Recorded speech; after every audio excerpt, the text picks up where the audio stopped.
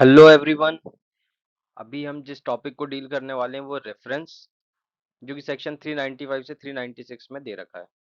तो देखो, सिंपल सा रेफरेंस का अर्थ क्या होता है कि कोई भी चीज को रेफर करना। जैसे एक एग्जांपल लेते हैं कि जैसे हम किसी डॉक्टर के यहाँ चेकअप करवाने गए, तो सबसे पहले हम जनरल फिजिशियन को दिखाते हैं। जनरल फिजिशियन कुछ टेस्ट करने के लिए बोलता है। उसके बाद टेस्ट करने में यदि ये पता लगता है कि हमें दांत की कोई प्रॉब्लम है, तो वो फिर हमको डेंटिस्ट को रिफर कर देगा।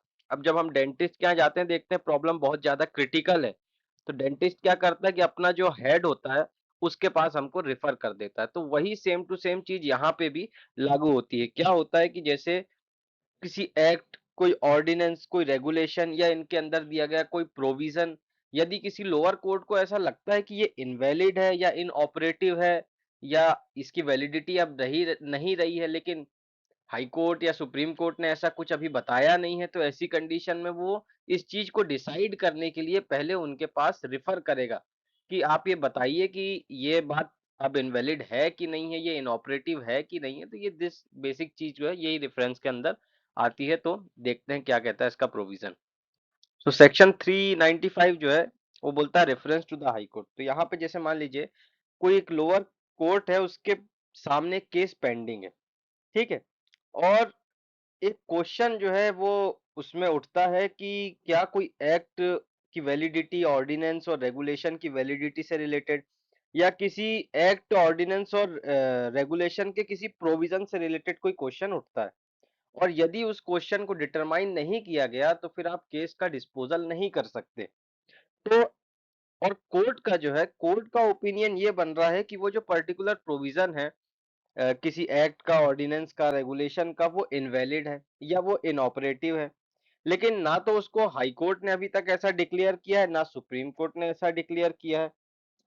तो फिर ऐसी कंडीशन में कोर्ट क्या करेगा कि अपना ओपिनियन और अपने रीजन लिख के जो है उस चीज को रिफर कर देगा हाई कोर्ट को, कि हाई कोर्ट जो है डिसाइड करके बताए कि क्या ये प्रोविजन वाकई इनवैलिड है या वाकई इनऑपरेटिव है कि नहीं है, कि ऐसी कंडीशन में क्या किया जाए।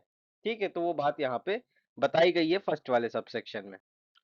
सेकंड वाला सबसेक्शन क्या कहता है कि कोई कोर्ट ऑफ सेशन या कोई मेट्रोपॉलिटन मजिस्ट्रेट के सामने यदि कोई मैटर पेंडिंग है, ठीक है, और जहां पे जो सबसेक्शन 1 के प्रोविजन थे वो अप्लाई नहीं होते, लेकिन कोई क्वेश्चन ऑफ लॉ अराइज हो रहा है, ठीक है, हियरिंग के दौरान कोई क्वेश्चन ऑफ लॉ अराइज हो रहा है, तो ऐसी कंडीशन में कोर्ट ऑफ सेशन या मेट्रोपॉलिटन मजिस्ट्रेट हाई कोर्ट के पास उस क्वेश्चन ऑफ लॉ को रिफर कर सकता है कि वो उस चीज को डिसाइड करके बताए।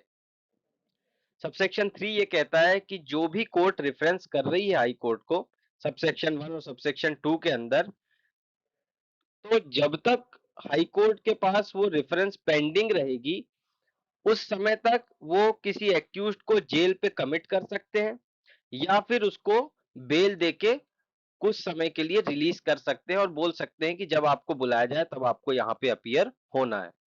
सेक्शन 396 ये कहता है disposal of case according to decision of high court.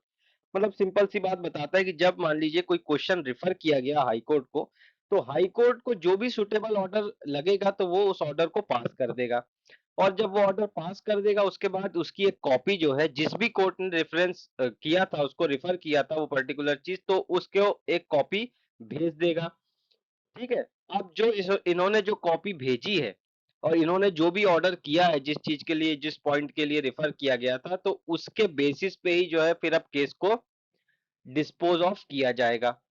ठीक, और हाई कोर्ट जो है सेकंड सबसेक्शन ये कहता है कि हाई कोर्ट ये डायरेक्ट कर सकता है कि जो रेफरेंस था उसकी कॉस्ट कौन पे करेगा। ठीक है, तो हाई कोर्ट ये बात को बता सकता है।